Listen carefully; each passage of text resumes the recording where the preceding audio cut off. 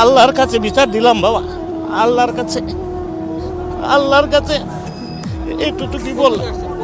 আমি এয়ারপোর্ট থেকে আটকে আসছি, আমার হাতে যন্ত্রের ব্যাগ, আমার হার্টের সমস্যা, আর কার কাছে বিচার দিব?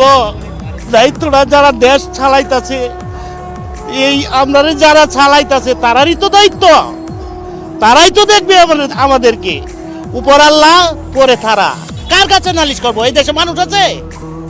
আমরা সাধারণ মানুষ, গরিব মানুষ, কাজ করে কামু, কাজ করে খাইতে পারি না, রাস্তাঘাটে চলতে পারি না, পেটে ভাত নাই, রাস্তাঘাটে গাড়ি নাই, আমরা কোন দিকে যাব বাবা? টঙ্গী থেকে আমি হেঁটে আসতে হয়েছে, কারণ এই জ্যামটা টঙ্গী ছাড়া গেছে। এবং আমি আসার পথে দেখছি অনেক অ্যাম্বুলেন্স লেন পাচ্ছে না, তারা কিভাবে যাবে, মাঝখানে পড়ে আছে, ভিতরে যাত্রী মুমূর্ষ জাগিয়ে অক্সিজেন দেওয়া, এবং অনেকে ফ্লাইট মিস করছে এই জ্যামের কারণে, তারা হচ্ছে এয়ারপোর্টে রিচ করতে পারেনি।